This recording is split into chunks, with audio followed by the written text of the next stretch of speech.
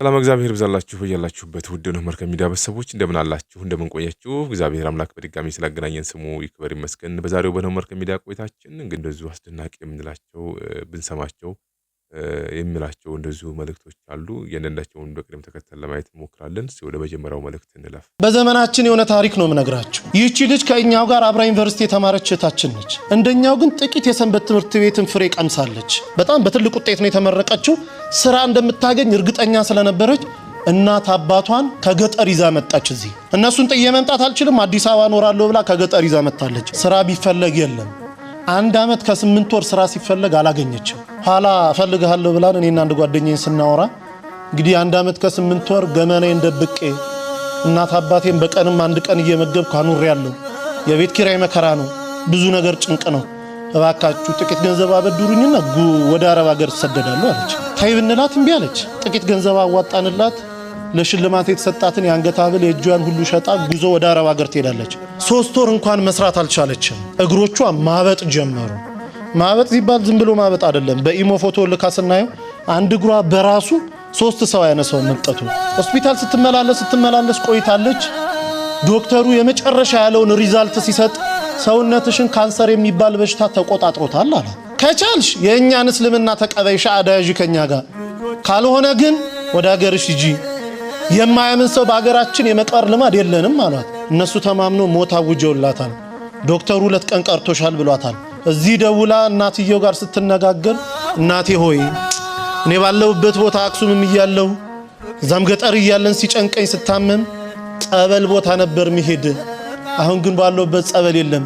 በአንቺ ማይፀን ውስጥ 9 ወር ከ6 ቀን ኖሬያለሁ። ያንቺ ስጋ ማለት የኔ ስጋ ነው። እባክሽ ሂጂና ተጠመቂልኝ አለቻት። የተልኮ ጥምቀት ማለት ይሄ ነው። ሂጂና ተጠመቂልኝ፣ በአንቺ ስጋ እመቤቴ እኔን አጥምቃት ትፈውሰኛለች፣ አምናታለሁ ሂጂ አለች። ለካ እናትየው እግራቸውን ያማቸዋል። እሳቸውም ጳጉሜ 1 2 3 2013 ዓ.ም ልደታ ታውቁታላችሁ ያስባለሁ ሜክሲኮ። ልክ ሲገቡ እዛ በስመ አብ ወወልድ ወመንፈስ ቅዱስ አሐዱ አምላክ አሜን፣ ይቺ ጥምቀት የኔ ጥምቀት አይደለችም፣ ልጄ ባለችበት ቦታ አጥምቂልኝ ትላለች እናት እየገባች። ተጠምቆ ሲወጡ 3 ቀን ነው ተጠምቀው የወጡት። ደውልልኝ አሉ ዶክተሩ። 2 ቀን ቀርቶሻል ብሏል። እናትየው 3 ቀን የተጠመቁት። ሲደወል ልጅቷ ዝልፍልፍ ብላ ወድቃ ሆስፒታል ወስዷታል። ሆስፒታል ገና ስትገባ ራሷ ነው የምትነግረን፣ ሰውነቴ ላይ የነበረ ያ ክብደት የሚመሰል አላንቀሳቀስ ያለኝ ነገር ሁሉ ውድቅ ብሎልኝ አዲስ የ18 ዓመት ህፃን ልጅ መስዬ ሆስፒታል በር ቆምኩኝ አለች። ይሄ ከአእምሮ በላይ ነው። ዶክተሩ እንዴት ሆንሽ ይላታል። አላውቅም ትሏለች። አሃ አንቺም ካላውቅሽ እኔ ምን አውቃለሁ ይላታል ዶክተር። እርሱን የሚመረምር ዶክተር ፈቃድ ሞልቶ ወጥቶ ነበረ። ከሄደበት ቦታ የ6 ሰዓት መንገድ ነርቶ ተመልሶ ህክምና ገባ። ልጅቷን አምጡ ይላል። ይሄው እኔ ነኝ ትላለች። እባክሽ አትቀልጂብኝ፣ ልሰራ ነው ያለሁት። እኔ ልጅቷን አውቃታለሁ፣ ኪሎዋ ይሄን ያለው ደሞ እንዲ ነው። አንቺ ደሞ ሳይሽ አዲስ ህፃን ልጅ ነው የምትመስዪው፣ ልጅቷን አምጪ አላት። አይ እኔ ድኜ ነው አለች። እንዴት ሆኖ? ተጠምቄ። ከየት አምጥተሽ ጸበል? አረብ ሀገር አይደለም ወይ ያለሽው? ከየት አመጣሽ? አይ እናቴ ተጠምቃለኝ። እናቴ ልትጠመቅ ስትገባ ወላዲተ አምላክ ድንግል ማርያም ከመልአከ ምክሩ ከቅዱስ ሚካኤል ጋር እኔ ቤት ውስጥ ይመጡ ነበር አለች። ጣዋት ስነሳ ሙሉ ሰውነቴ እረጥቦ ነበር ምገኘው አለች። እናቴ እዛ ተጠመቃለች፣ ድንግል ማርያም ደግሞ እኔን እዚህ ስታጠምቀኝ ነበር እንዲዳንኩኝ አለችው። ዶክተሩ ማልቀስ ጀመረ። እንዲህ የሚባል ነገር አለ? በእውነት ድነሻል? አንድ ይኮነማ እኔም እኮ 17 ዓመት ካንሰር ታማሚ ነኝ። በቀን 2 ኪኒንና 3 መርፌ እየተወጋው ነው 17 ዓመት የገፋሁት። እባክሽ ሀገርሽ ሰጂኝ፣ አንቺ ምትያት ሴት ካለች እኔንም ታጥምቀኝ አለ። ያው እንግዲህ ታውቃላችሁ እሷ መምጣት አትችልም። እዚህ ደውላ ከኛ ጋር አገናኘችው። ሰውዬው እዚህ የገባው ሐሙስ 10 ሰዓት ላይ ነው ማታ። አሁን ወስዳችሁ ካላጠመቃችሁኝ አለ። ብንለው ብንሰራው በፍጹም። በኋላ ተደውሎ በአረበኛ የሆነ ነገር አለችው። ተረጋጋ። ለሊት 9 ሰዓት ላይ ተነስቶ ውሰዱኝ አለ። ስንሄድ ቤቱ ተዘግቷል። ገና በር ላይ ካህኑ እየከፈቱ ነው። አብሮ ገባ። ንባባቱን ደሞ አጣኑን አንድ ላይ ተደርጎ ውስጥ ከሰማ በኋላ የመጀመሪያ ተጠማቂ ሆኖ ገባ። እንደገባ መጮን ይጀምራል። ሲወጣ ሆስፒታል ውሰዱኝ አለ። አረባክ እንደው ቢያንስ 1 ሱባኤ ሳምንት ተጠመቅ። በፍጹም። ከዛች ሴት ጋር ሳወራ እኔ ቤት ውስጥ ይሸተኝ የነበረው ሽታ አሁን እዚህ ቦታ ሸቶኛል። እሷ ስታወራ ሁሌ የሚመጣው ሽታ እኔ ጋር አለ። እባካችሁኝ ውሰዱኝ። ከውስጥ የጥቁር ነገር እየጮኸ ሲወጣ ይቻለው፣ እንደ ጉም ደመና ወጥቶ ሲወጣ ይቻለው፣ ውሰዱኝ አለ። ሆስፒታል ተወሰደ። ምርመራውን ጠበቀን። ሲመጣ ካንሰር የሚባል የለብህም ተባለ። አላምንም ኢትዮጵያውያንን አለ። ዶክተሮቻቸው እንዴት ናቸው? 17 ዓመት የተያዝኩትን እንዴት የለም ትሉኛላችሁ አለ። አይ አገሬ ሄጄ ይመረመራለሁ። ሄዶ ሲመረመር የለብህም ተባለ። አሁን ግብጽ ቤተክርስቲያን እዛው ተጠምቆ ሚስቱም 3 ልጆቹን ተጠምቆ ያገለግላሉ። ወደ መርከብ ሚዲያ ቤተሰቦች እንግዲህ ኦርቶዶክሳውያኖች ወንድሞቼ እንግዲህ በታሪካችን በመጽሐፋችን በተአምሮቻችን የምንሰማቸው ታምረ ማርያም እያልን የምናነበው የምናደምጠው ለህይወታችን ለስጋችን ለነፍሳችንም ቤተክርስቲያናችን ሁሌ የምናደምጠው ታምረ ማርያም ሌሎች ቅዱሳን የሚያደርጉት ተአምር ማለት እንግዲህ እሱን በመጽሐፍ የተጻፈውን ነበረ የምናየው የምንሰማው። አሁን ደግሞ በአካለ ስጋ እያለን እንደ አይነት ተአምር ይደረጋልና በተለይ ብዙዎች በሌላ ቤተ እምነት ውስጥ ያሉ እህቶች ወንድሞች ተአምር ማለት ይሄ ነው ባጭሩ። አንዳንድ ጊዜ እኔና እናንተ ለሰዎች መዳን ምክንያት መሆናችንን ስንቶቻችን ነው የምናውቀው? እህታችን ከኢትዮጵያ ተሰዳ አረብ ሀገር ሄዳ ለዚህ ሰውና ለቤተሰቡ የመዳን ምክንያት መሆኗን አታውቅም ነበረ። እግዚአብሔር ደግሞ ይሄንን ያውቅ ነበርና በምክንያት እንዴት አድርጎ እንደወሰዳት ሂደቱ መንገዱ እኛ በማናውቀው እኛ ባናስበው መንገድ የሰዎችን መዳን በእኛ ትከሻ ላይ እግዚአብሔር አድርጎ እንዴት እንደሚታደግ እዛ ነው እግዚአብሔር አሰራርህ ድንቅ ነው፣ ጥበብህ ድንቅ ነው፣ አሰራርህን ማንም አያውቀውም፣ ከሰው ልጅ ህሊና በላይ ነው ብለን የምንለውም ለዛ ነው። ለዚህ ነው ተአምር ማለት ይሄ ነው ባጭሩ። እጅግ ነው የሚደንቀው። ለሚያምን ምን ያለ ክርስቶስ ሁሉ ይቻለዋል ነው የተባለው። ይቺ ልጅ እምነቷ እጅግ የሚገርም ነው። የእሷ ብቻ አይደለም መነሻዋ ቤተሰቧ ምን ያክል የእምነት ሰው መሆኑን የምናይበት በርካታ ነገሮችን በዚህ ላይ ልናነሳ እንችላለን። የልጅቱ የእምነት ጥንካሬ እዛ ሆና ለህመሟ ስትታመም እናቷን ተጠመቅልኝ ብላ ማለቷ በዚህ ደረጃ ማመኗ እርግጥ ነው በኢትዮጵያ ኦርቶዶክስ ተዋሕዶ ቤተክርስቲያን ለሚያምን ሁሉ ይቻለዋል፣ ምንም የሚሳን ነገር የለም ነው። ይሄንን ደግሞ በተግባር በእንደነዚህ አይነት እህቶችና የክርስቲያን ቤተሰቦች የእምነታችን ንጽህና ቅድስና የሚረጋገጥበትን ነው የምናየው። የሚያሳየን እሱን ስለሆነ እውነታው ማለት ነው። ኦርቶዶክሳውያን እንደ አይነት ነገሮችን እያየን ከእምነታችን ፈቀቅ ማለት የለብንም። የበለጠ መጠንከር አለብን። እምነታችን እስከዚህ ድረስ ነው ማለት ነው። የእኛ የእምነት ደካማነት ካልሆነ በስተቀር ሃይማኖታችን እንከን የሚወጣለት አይደለችም። ለሚያምን ሁሉ ይቻለዋል። ያውም ይሄ ምድራዊ ነገር ነው። ከዚህ የበለጠውን ዘላለማዊ መንግስቱን ክርስቶስ እኔና እናንተን ሊያወርሰን ቃል የገባልን አምላክ ነው። ወደዚህ ምድር የመጣው እኔና እናንተ ለዛኛው ለሰማያዊ ክብር እንድንበቃ ነው። ይሄ ምድራዊ ተአምር ነው።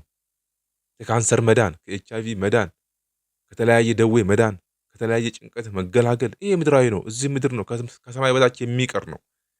የነፍሳችን ደዌ፣ የነፍሳችን በሽታ፣ የነፍሳችን ህመም ደግሞ ሰማያዊ ሆኖ እንዳይቀጥል ምናልባት ደዌ ሲባል በሁለት አይነት መልኩ ልናየው ይገባል ብዬ ስለማምን ነው። የስጋ ደዌ ያለ፣ የነፍስ ደዌ ያለ። ብዙዎቻችን በዚህ ምድር ላይ እስካለን ድረስ ደካማም ስለሆን የስጋ ደዌያችን ነው የሚታየን። ብዙ ጊዜ በካንሰር ተይዘን፣ በኤችአይቪ ተይዘን፣ በሌላም ደዌ ተይዘን እንጨነቅ ይችላለን። አዎ ያስጨንቃል፣ አያስጨንቅም እያልኩኝ አይደለም። ከዛ የበለጠው ግን የነፍስ ደዌ የሚባል ደግሞ አለ። የነፍስ ደዌ ምድራዊ ሆነን በምድር ላይ ሆነን የስጋችንን ደዌ የምናስወግድበት መንገድ አሁን እህታችን ከእናቷ ጋር ያደረገችው ተአምር፣ የተደረገላት ተአምር ይሄ ነው። በሽታዋን እንዴት እንድትፈወሰች መምህራችን በደንብ አድርገው ቅልጥፍ አድርገው በሚገባ ቋንቋ ያስረዱም ማለት ነው። ታዲያ ይህም ብቻ ተነጋግረን አይደለም ዝም ማለት ያለብን። የስጋስ ካልን የነፍሳችን ደዌስ ምንድን ነው? የነፍስ ደዌ ይታወቃል። የስጋችንን ደዌ በጸበሉ ተፈወስን፣ በመስቀሉም ተፈወስን። እውነት ነው። ዋናው ነገር ደግሞ የነፍሳችን ነው። አስቀድማችሁ ጽድቁና መንግስቱን እሹ ሌላው ነገር ዳረጎት ነው እንዳለ ክርስቶስ ማለት ነው። የነፍስ ደዌ የምንታጠበው የምንፈወስበት ንስሐ ነው። የንስሐ ህይወት የነፍስን ደዌ ይፈውሳል። የስጋን ደዌ ጸበሉ ይፈውሰዋል፣ እምነቱ ይፈውሰዋል፣ ጸሎቱ ይፈውሰዋል። የነፍሳችንንም ይሄ አይፈውሰውም እያልኳችሁ አይደለም። ሁሌ ግን መሰመር ያለበት በዋናነት የነፍስ ደዌ ነው። የነፍስ ደዌ ማለት ደግሞ በኃጢአት የሚመጣ ነው። ግልጹን ስንነጋገር ማለት ነው።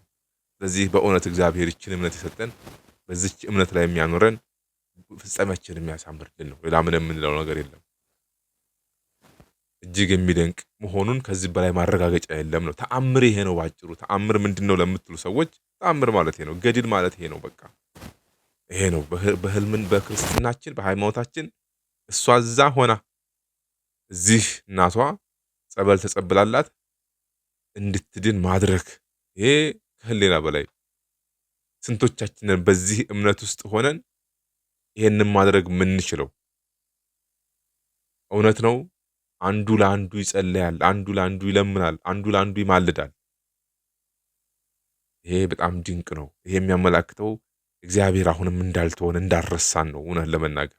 ስለዚህ ይሄ እጅግ የሚገርምና የሚደንቅ ነው። እኔ በግሌ የተገረምኩበትና የተደነቅኩበት ይሄ እንደ አይነት ነገር የለም እያልኩኝ አይደለም፣ አለ።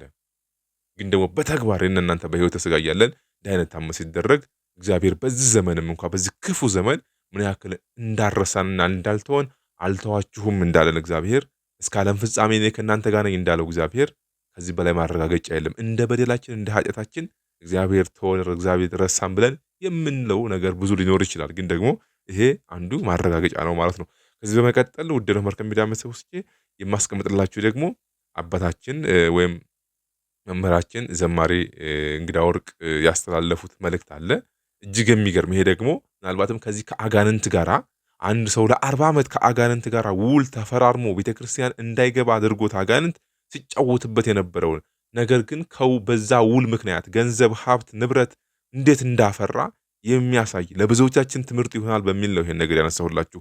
ከዚህ በፊትም ለማስታወስ እንደምንሞክረው ምናልባትም ከአንድ ዓመት በፊት ይመስለኛል ኢትዮጵያ ውስጥ በአመት የወጣ ስታቲክስ ኢትዮጵያ ውስጥ ከ2 ሚሊዮን በላይ ሰዎች ወደ ጥንቁልና እንደሚሄዱ፣ ወደ መተት ቤት እንደሚሄዱ፣ ወደ ለማስመተት እንደሚሄዱ ይሄ ሚኒመም ስታቲክስ ነበረ። እንግዲህ አስቡት፣ ሰዎች ሄደው አጋንንት ጋር ሰግደው እንዲህ አይነት ተአምር ኦርቶዶክስ ላይ በሚሰራበት ሀገር ላይ ምድር ላይ በዚህ ክርስትና ውስጥ ኢቭን ያለን እህቶች ወንድሞች ለሀብት፣ ለዝና፣ ለገንዘብ፣ ለዚህ ምድራዊ ነገር ከሰማይ በታች ለሚቀር ከፀሐይ በታች ምንም አዲስ ነገር የለም ብሎ ጸይው ሰለሞን እንደተናገረው ሁሉ አዲስ ነገር በሌለበት ዓለም አዲስ ነገር ለመፍጠር የምንጋጋ ሰዎች በእውነት ልናስተውል ይገባናል።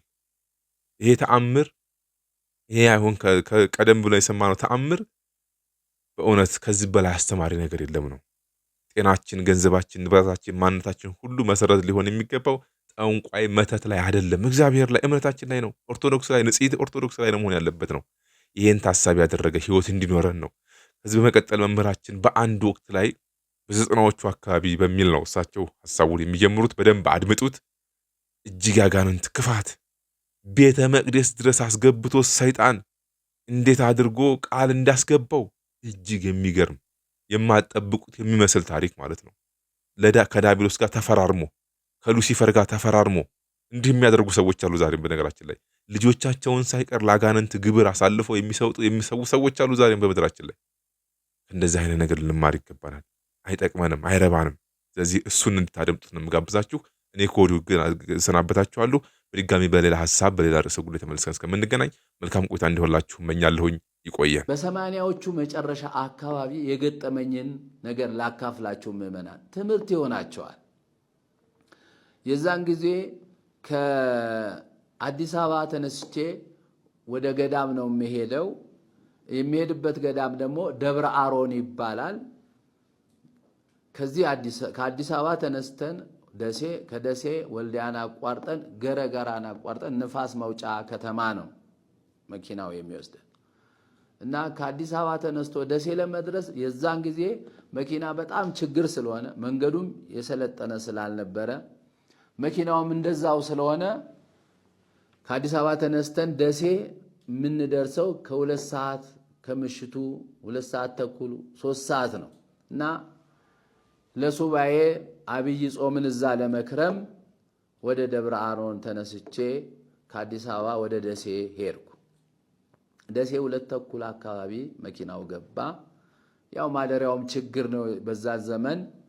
እንደምንም ታድሮ እንደገና ደግሞ ከደሴ ወደ ገረገራ ለመሄድ ሌሊት አውቶቡስ ተራ መሄድ ግድ ስለሆነ በዛ ላይ ደግሞ ግፊያም ስለሆነ ሌባውንም ተጠንቅቆ ያቺ መሳፈሪያዋ እንዳትጠፋ ተጠንቅቆ መኪና ለመያዝ ሌሊት መነሳት ግድ ነው። ከዛ እንደዛ አደረግኩ። ተነሳው፣ ተሰለፍኩ። በግፊያ ውስጥ አንዲት መኪና ናት የምትመደበው ወደ ነፋስ መውጫ። እሷ ካመለጠች መቅረት ነው። ስለዚህ እንዳይሆን ሌሊት መውጣት ያስፈልጋል፣ መታገል ያስፈልጋል፣ ሰልፍ መሰለፍ ያስፈልጋል እና ተሰልፌ ተራው ደርሶኝ ገባሁ ማለት ነው መኪናው ውስጥ። ከዛ በኋላ ባለ 2 ወንበር ነው የደረሰን። ባለ 3 በወዲያ በኩል አለ። ባለ 2ቱ ላይ እኔ ደረሰኝ። አንድ ሰው ደግሞ አጠገቤ ነበረ። ገበሬ ነው፣ የገጠር ሰው ነው። ከሱ ጋር ደርሶን እየተጨዋወጥን ጉዞ ጀመርን። ወዴት? ወደ ነፋስ መውጫ። እኔ አግሪት የምትባል መንደር ትንሽ ወደ 2-3 መንደሮች የነበሩባት ናት። አሁን ከተማ ሆኗል። እዛ ነው የሚሄደው። አግሪት ወርጄ ወደ ሰሜን አቅጣጫ ወደ አቡነ አሮን ገዳም ነው የሚሄደው። አቡነ አሮንን ታውቃላችሁ? ጣራው ክፍት ነው፣ ዝናብ የማያስገባ ታላቅ ገዳም ነው። የአባታችን የአቡነ አሮን የእጅ ስራ የሆነ ዋሻ ቤተክርስቲያን፣ እዛ ነው ሱባኤ ለመያዝ የሚሄደውና ይህንን መንገድ ስንጀምር ይህን ሰው አገኘሁት። ወዴት ነው የምትሄደው? ከየት ነው የመጣኸው አልኩት። እኔ የሚሄደው ወደ ሀገሬ ነው የመጣሁት፣ ከአዲስ አበባ ነው እና ሀገሬ እዛው ገረገራ አካባቢ ወደ እማሙዝ አቅጣጫ ሆኖ ወደ በረሃው ነው፣ ወደዛ ነው የሚሄደው አለኝ። እሱም በተራው ደግሞ ይጠይቀኛል። አንተስ ወዴት ነው የምትሄደው? ከየት ነው የመጣኸው አለኝ። እኔ ከአዲስ አበባ ነው የተነሳሁት። የሚሄደው ደግሞ ወደ ደብረ አሮን ለሱባኤ ነው። መጪው ከ3 ቀን ከ4 ቀን በኋላ አብይ ጾም ስለሆነ ጊዜው እዛ እግዚአብሔርን ደጅ ለመጥናት ነው የሚሄደው አልኩት። ታድለሃል አለኝ። እግዚአብሔር ይወድሃል፣ እግዚአብሔር ስለሚወድህ ነው አለኝ። አይ እኔን ብቻ አይደለም እግዚአብሔር የሚወደኝ አንተንም ጭምር ነው እና እግዚአብሔር የሚወደው እኔን ብቻ ሳይሆን አንተንም ስለሆነ ከቻልክ አብረን እንሂድ። ደብረ አሮን ቅርብ ነው። አላቀውም አለኝ። ቅርብ ነው። አሁን ከምትላት ከገረገራ ከተማ ትንሽ እንደሄድን አግሪትን እናገኛለን። ከዛ በእግር ደግሞ የ1 ሰዓት ተኩል የ2 ሰዓት መንገድ ነው። በዛው በረከት ታገኛለህ፣ እንሂድ ብዬ ነገርኩት ማለት ነው። እሱ ግን አይቻለኝም፣ አልሄድም፣ አንተም ማታቀው ነገር አለ አለኝ። ምንድነው ማላቀው? አንተ እግዚአብሔር ይወድሃል እያለ እየደጋገመ ይነግረኛል። አንተንም እኮ ይወድሃል፣ ያፈቅራል፣ ለእኔም ለአንተም ነው መስቀል ላይ ጌታችን አምላካችን መድኃኒታችን ኢየሱስ ክርስቶስ የሞተው ለእኔም ለአንተም ነው። በገጠር ለሚኖረውም በከተማ ለሚኖረውም ለነጩም ለጥቁሩም ነው እግዚአብሔር የሞተው። ያዳነን በዚህ መልኩ ነው። ለእኔ ብቻ አይደለም፣ እኔን ብቻ አይደለም ይወደኝ፣ አንተንም ያፈቅራል፣ ይወድሃል አልኩት። አንተም ማታውቀው ነገር አለ አለኝ። ምንድነው ማላውቀው ነገር ብዬ ወጥሬ ያዝኩት። ምዕመናን ትምህርት ይሆናቸዋል፣ ተከታተሉኝ። እኔ ወደ ቤተ ክርስቲያን መግባት አልችልም አለኝ። ለምንድነው የማትገባው? ምን ይከለክልሃል? ይኸው እንደማይህ እንደኔው ሰው ነህ። እንደገና በመንገድ ነው ጊዜህን ያሳለፍከው፣ እንዴት አትገባም ስለው እኔ የማልገባበት ምክንያት ከሰይጣን ጋራ ከአጋንንት ጋራ ተፈራርም ያለው ለ40 ዘመን አለኝ። በጣም ደነገጥኩ። ለ40 ዘመን ከሰይጣን ጋር የተፈራረመ ሰው ሲያወራኝ ትንሽ ቆየውና እንዴት የት አግኝተኸው ነው የፈረምከው? በምን ላይ ነው የፈረምከው? ጽሑፉስ እንዴት ነው አልኩት። አንተ እንደምታስበው አይደለም። አሁን የት እንዳገኘሁት እንዴት እንዳስፈረመኝ አትጠይቀኝ። በቃ የምፈልገው እኔ ሀብት ስለነበረ ሀብት እሰጥሃለሁ፣ ግን አንተ እኔ ማዘን ሁሉ ታደርጋለህ ሲለኝ በቃ በሐሳብ ስለተስማማው እሺ ስላልኩት ያ ነው የኔ ፍርማ አለ። ትዝ አለኝ አዳምና ሔዋን የእግዚአብሔርን ድምፅ ትተው ሰይጣንን በሰሙ ጊዜ አዳም ገብሩ ለዲያብሎስ ሔዋን አመቱ ለዲያብሎስ ብሎ ጽፎ አንዱን በዮርዳኖስ አንዱን በሲኦል የቀበረው ታሪክ ትዝ አለኝና ጌታችን አምላካችን ኢየሱስ ክርስቶስ የአዳምን በደል በዮርዳኖስ ሲጠመቅ ደምስሶታል።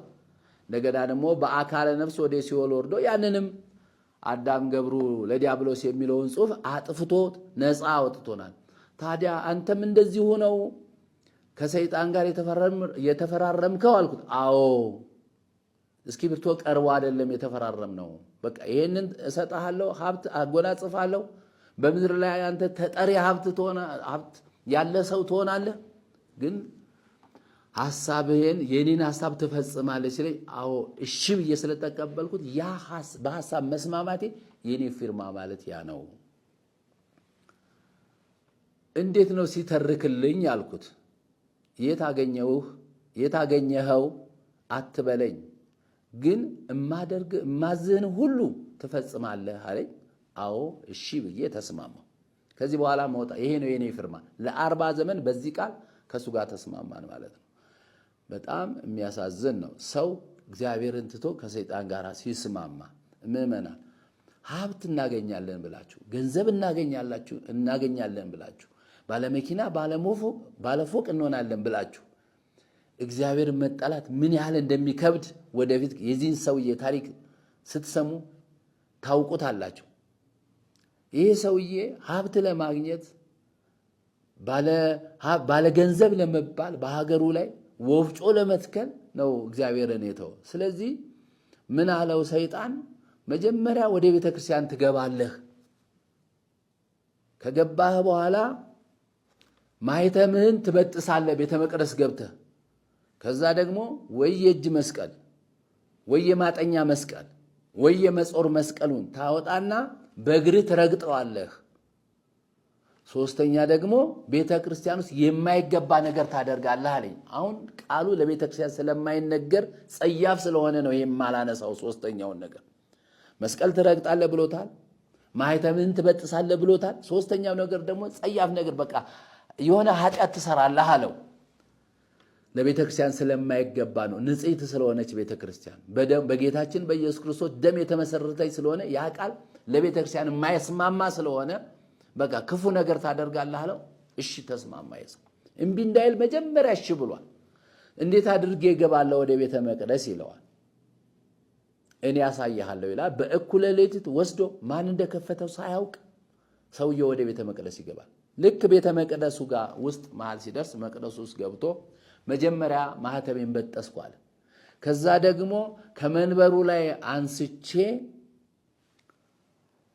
የእጁን መስቀል መጾር መስቀል መሬት ላይ ጥዬ ረገጥኩት፣ ተረማመድኩበት። አቤት የእግዚአብሔር ቸርነት! አሁን ቤተ መቅደስ ውስጥ ገብቶ ይህን ሲያደርግ እግዚአብሔር ለዚህ ሰው ርኅራኄ አድርጎለት ነው እንጂ ምሕረት አድርጎለት ነው እንጂ እዛው ማጥፋት ይችላል። የእኛ ጌታ ታጋሽ ስለሆነ ነው፣ ከና ኃጢአታችን ስለማያጠፋን ነው፣ የምሕረት ቀን ስለሚጨምርልን ነው እንጂ ሰውዬ በዚህ ሰዓት እዛው ማጥፋት ይችል ነበር። እግዚአብሔር ግን ታገሰው። እኛንም እኮ አሁን ታግሶን ነው በቤተ መቅደስ ስንገባ ስናስቀድስ ኃጢአታችንን በደላችንን ሳያስብብን ወደፊት ይመለሳሉ እያለ እግዚአብሔር ቀን እየሰጠን ነውና ምእመናን ከኃጢአታችን መመለስ አለብን። ይሄ ሰው ግን በመቅደሱ ገብቶ ክሩን በጠሰ፣ መስቀሉን መረማመጃ አረገው፣ ረገጠው። ከዛ ያንን የሚያስከፋ ነገር አደረገና በእኩለ ሌሊት መውጣት ጀመረ ማለት ነው። ልክ የገጠር ቤተ ክርስቲያን አስተውላችሁ ከሆነ ከቤተ መቅደሱ ውጪ ሁለት አጥሮች አሉ። ሰርክል የሆኑ አጥሮች አሉ። ዙሪያውን ገባው ሁለት አጥሮች አሉ። ስለዚህ ያንን አጥር ወጥቶ ሲጨርስ ሲነግረኝ ልክ እንደጨረስኩ አጥሩን የሆነ ነገር መጥቶ ራሴ ላይ ተቀመጠ። ራሴ ላይ ሲቀመጥ ላይ ሲዋሃደኝ ይሰማኛል አለ። እንደገና ስልቻ ያዝ ብሎ ነበረ። ልክ ያን ስልቻ ከገረገራው እንደወጣው ያ የሚጫነኝ ነገር ሲሰማኝ በስልቻው ብር ሞላልኝ። አሁን እንግዲህ ይሄ ሰው ባለጸጋ ሊሆን ነው፣ ባለ ወፍጮ ሊሆን ነው፣ ባለ መኪና ሊሆን ነው፣ በዚህ ዓለም ላይ ባለጸጋ ሊሆን ነው። ግን እግዚአብሔርን እያጣ ነው። ሰው በዚህ ዓለም ላይ ያለው ንብረት ሁሉ የሱ ቢሆን እግዚአብሔርን ካጣ ምን ይጠቅመዋል? ምን ይረባዋል? ተብሎ በወንጌል ተጽፏል። አሁን ይሄ ሰው ግን እግዚአብሔርን አላሰበም። ባለጸጋ ብቻ መሆን ነው የፈለገው። አሁን እንደገና ሰይጣን በመታት በስልቻው ብር ሞላለት። ከዚህ በኋላ ምን አረክበት የሚል ጥያቄ አቀረብኩለት። ገጠሩን በሙሉ ወፍጮ በወፍጮ አደረኩታል። ወፍጮ ያልተከልኩበት ቦታ የለም። ገጠሩ ላይ በጣም ከ50 ከ60 በላይ ቁጥሩን በየጊዜው መትከል ይችላል አለ። ስለሰለቸኝ ነው እንጂ ከ60 በላይ ወፍጮ በየገጠሩ ተከያለሁ አለ። ነገር ግን አለ ወዲያው እያዘነን ውስጡ ሲናገር እየደማ ነው የሚሰማኝ እኔ የማየው። ምክንያቱም ገንዘቡን ካገኘ በኋላ እግዚአብሔርን ከተወ በኋላ አልጠቀመውም ሰይጣን። የፈለኩትን አልበላም አለ። ግን አለኝ ብር የፈለኩትን አልበላም፣ የፈለኩትን አልጠጣም፣ ያሰኘኝ ሰዓት አልበላም፣ ያሰኘኝ ቦታም አልተኛም። ደዌ ተቆራኝቶኛል፣ ታማሚ ሆኛለሁ። የምታየኝን ልብስ አሁን የለበስኳትን ልብስ ብቻ ነው መልበስ የሚፈቀድልኝ። በእውነት የዛ ጊዜ እንደኔ ሆናችሁ ብታዩት ኖሮ በቃ ማጠብም ያልታጠበ ልብስ እንደው ውላው ላይም ተባይ ያለበት ልብስ ነው ለብሶ ያለው። እንዳለብስ አረገኛል። ግን ባለ ወፍጮ ነኝ፣ ባለ ብር ነኝ፣ ልብስን መልበስ አልችልም ማለት። ባለ ወፍጮ ነኝ፣ ባለ ብር ነኝ፣ ብዙ ቤት አለኝ፣ ምግብ መብላት አልችልም ማለት። ሁሉ ነገር አለኝ፣ መጠጣት አልችልም። ይሄ ሁሉ ከልክሎት እንደገና ባለ ብር ያሰኘዋል። ሰይጣን እንደዚህ ነው የሚያደርገው። እግዚአብሔር ግን የምንለብሰውን ልብስ ነው የሚሰጠን። እግዚአብሔር የምንመገበውን ምግብ ነው የሚሰጠን። እግዚአብሔር ብር ሲሰጠን የምንጠጣበት የምንመገብበትን ብር ነው የሚሰጠን። የማይሰስት አምላክ ነው። ሰጥቶ ንፉግ የማይሆን አምላክ ነው። ምግብ ከሰጠ በኋላ ብር ከሰጠ በኋላ እንዳትጠፋ አይልም እግዚአብሔር። በአግባቡ እንድንጠቀምበት ነው የሚፈቅድልን። ሰይጣንን ከሰጠ በኋላ እንዳንበላው ያስረናል፣ በበሽታ ያስረናል። ልብስ እንዳንለብስ ባለሀብት ያደርገናል፣ ግን ልብስ እንድንለብስ አይፈቅድም። እንደዚህ አስሮት ለ40 ዘመን ተዋውሎ ሰውዬ ይኖራል። ታዲያ ምን አለ እግዚአብሔር እኮ ይቅር ባይ ና እንሂድና እዛ ላሉት አባቶች ነግራቸው ንስሐ ብትገባ እግዚአብሔር እኮ ይቅር ይልሃል ብዬ ለመንኩት። አይ ይገለኛል፣ እሱ ካለኝ መስመር ውስጥ መውጣት አልችልም። ቤተክርስቲያን አትሄድም ለዘላለም አልኩት። ጎረቤቶች ሊያስቀድሱ ሲሄዱ ምንድነው የሚሰማህ አልኩት። እሄዳለሁ፣ ግን ከገረገራ ውጪ ቤተክርስቲያን ይስማል እንዲሉኝ ብቻ ነው እንጂ ወደ ገረገራው አልጠቅ። ከርቀት ሆኜ ነጠላዬን ለብሼ ሄጄ እቆማለሁ። ቤተክርስቲያን እንደሚሄድ ያዩኛል እንጂ ከገረገራው አላልፍም። ከአጥሩ ወደ ውስጥ መግባት አልችልም። ያችን ከተላለፍ ይገለኛል አለ። ይህንን ታሪክ ያነሳውላችሁ ዛሬም በዓለማችን እንዲሁ ስለሚደረግ በሚዲያ እናያለን ሁላችን። ከመናፍስቱ ዓለም ጋር ተስማምተን ሀብት እንደምናገኝ ከመናፍስቱ ዓለም ፈርመን መተን ወይም ተስማምተን መተን ይኸው ባለ ሀብት ነን የሚሉ አሁንም በሚዲያ እንሰማለን። እና ህዝቡ ተቸግሮ ነው አሁንም መስቀል ቤተክርስቲያን ውስጥ አንረግጥም የሚለው ይሄን ታሪክ ስለሚያውቅ ስለሆነ አሁን ይኸውላችሁ አሁን የነገርኳችሁ አሁን ያነሳውላችሁ ሰውዬ ባለ ሀብት የሆነው ባለ ወፍጮ የሆነው ባለ ገንዘብ የሆነው መስቀል ረግጦ ወጥቶ ነው። ማይተሙን በጥሶ ወጥቶ ነው። ቤተክርስቲያን ውስጥ ቆሻሻ ነገር አድርጎ ወጥቶ ነው። አሁንም ቤተክርስቲያን ውስጥ መስቀል የምንረግጥ ከሆነ እንደነዚህ ሰዎች እንሆናለን። የእግዚአብሔር ልጅነት ይርቀናል። ከሰይጣን ጋር እንተባበራለን።